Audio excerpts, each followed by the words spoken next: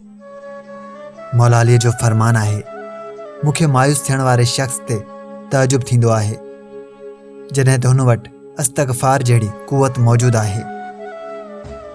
अगरि जे 1000 मुनाफ़िक़ गॾिजी तव्हां जूं पाड़ूं पटे छॾनि ऐं अगरि को हिकु बहितरीन ख़ानदानी ऐं मुख़लिस दोस्त तव्हांखे सहारो ॾे त यकीन ॼाणो दुनिया में केर बि तव्हांखे किराए नथो सघे। ख़ानदानी माण्हुनि जो वक़्तु बदिलबो आहे, मयार न। बदनसलनि जी क़िस्मत बदिलबी आहे, औकात न।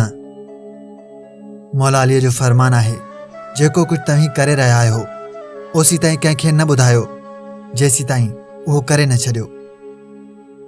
हसास माण्हू ॿियनि खे ख़ुशि रखंदे पाण सां ज़्यादती करे वेंदा आहिनि। हर मुस्कुराईंदड़ चेहरे पोयां मुस्कुराईंदड़ दिलि नाहे हूंदी। हिते बेईमान सेठ खे हिकु ईमानदार मुलाज़िम जी तलाश हूंदी आहे।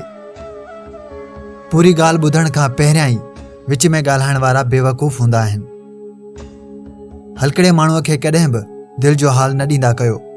ॻाल्हि रखी त न सघंदो, पर थोरी ॻाल्हि घणी करे ॿुधाईंदो। तव्हांजी तरक़ी ओसी ताईं नथी बीही सघे जेसी ताईं तव्हां तरक़ीअ लाइ कोशिशि कंदा रहो, पर उन वक़्तु तव्हांजी तरक़ी बीही वेंदी आहे जंहिं वक़्तु तव्हां बीही रहंदा आहियो। इंसान बीमारीअ जे ख़ौफ़ खां मानी खाइण बि छॾे ॾिए थो, पर ख़ुदा खां डिॼी गुनाह करणु नथो छॾे।